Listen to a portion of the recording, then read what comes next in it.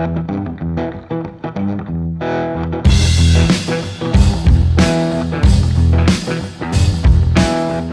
welcome back to Woodruff Woods. As you can see, we have a very snowy day out there. I was down in the wood yard cutting up some of that maple that AJ and I moved with that trailer last week.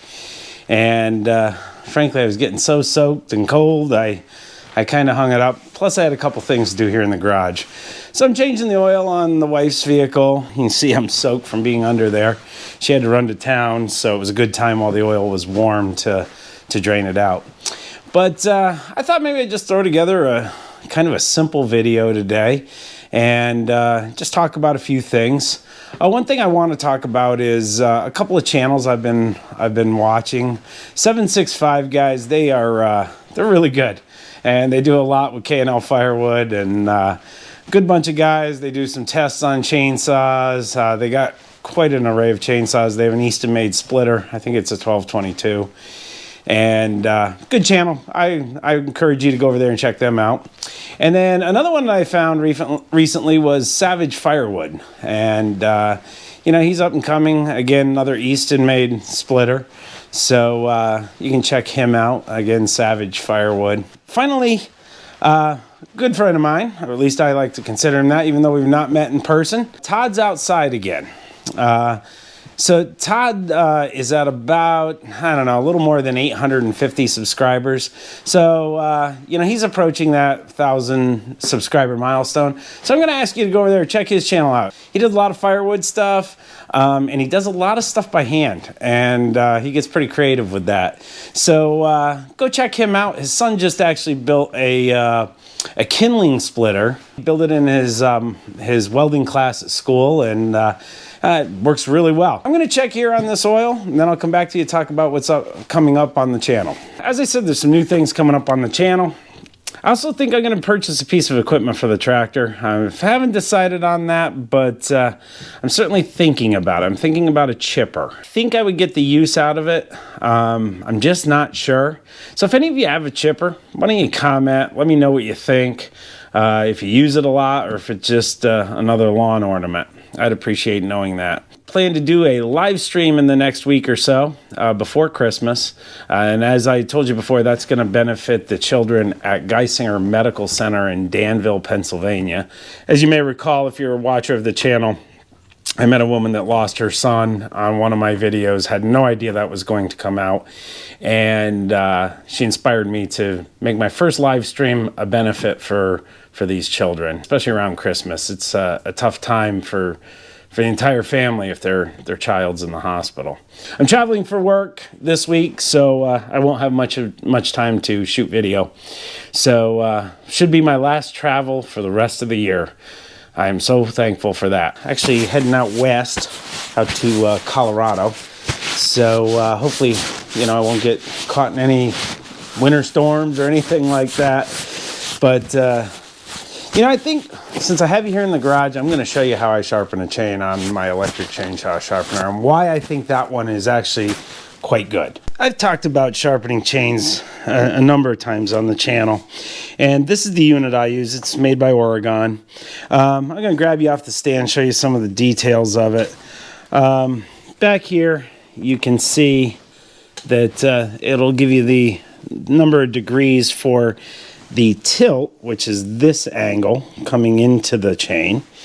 And then, of course, down here, you can see we have, it's graduated up to about 35 degrees, I believe that says.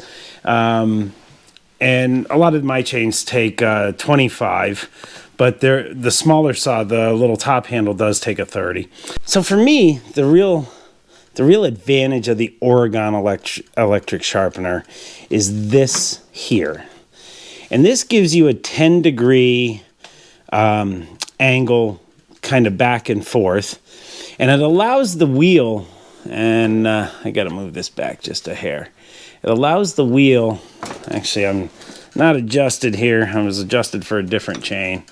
But it allows the wheel to go right down in. And if you can see that, it's right down into the tooth, just like your file would sit. On the opposite side, obviously we would have to go over here And maybe I can give you another look from a different angle. Well, you should be able to see that it fits right in there. Just almost exactly the same way that your file would sit in there. So that's why I think that the Oregon sharpener is worth the money. Interestingly enough, Project Farm, I know many of you probably have caught that website out, or that channel out there. He did a comparison, and it has like 2.4 million views, so I think most of you have seen it. He did not make that movement, that last one that I showed you, and the chain was not cutting correctly, and it makes complete sense why it would not. The geometry was totally off on it. And I did send him a note, and all he said was thank you. But he never seemed to correct it, or I've never heard him mention it in another video. But you know, clearly that was operator error. It was not the Oregon sharpener that made those dull chains. It was that he probably did not look at the manual, did not understand that angle's there. The other thing I like about the Oregon, and I'm going to grab a chain, and this is actually for my 346. It didn't matter.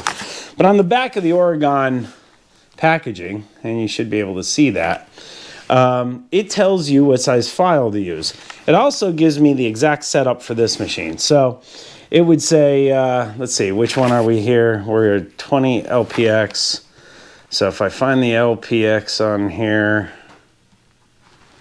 it's a 3/16 inch file, which that would tell me the size of the wheel that I'm going to use, the 3/16 wheel. It says it's a 25 degree of angle. So as I turn that, you know, if you're looking at it from above, I'm turning it like this to 25 degrees.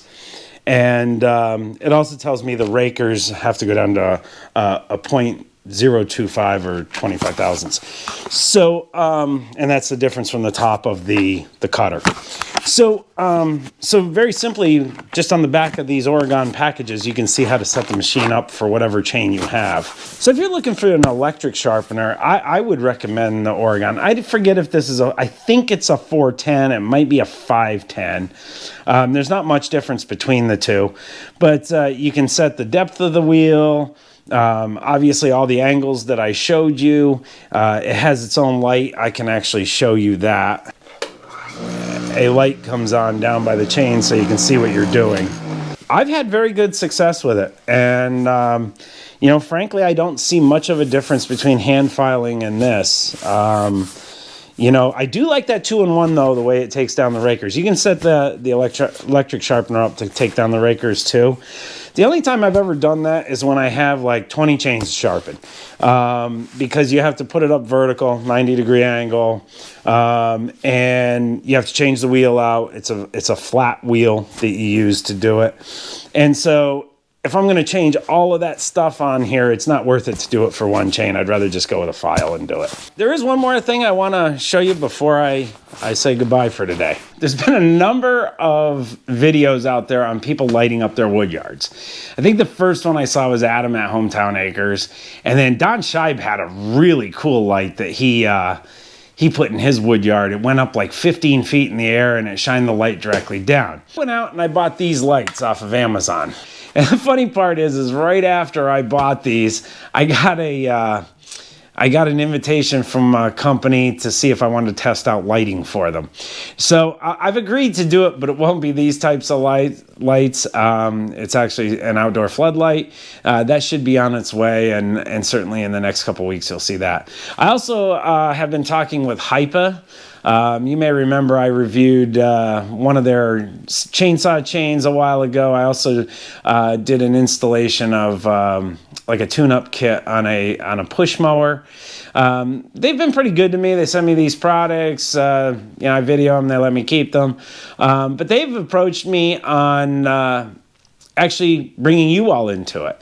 So they're going to give me a number of chainsaw chains to give away, some gloves to give away. That'll be coming too. I probably wouldn't have done another video on their chains, but since they're going to give you guys the chance to try them out, and you don't have to have a YouTube channel to do it, I thought, you know, why not? Just starting to talk to another company. They approached me about reviewing one of their products, and I think I'm going to do it.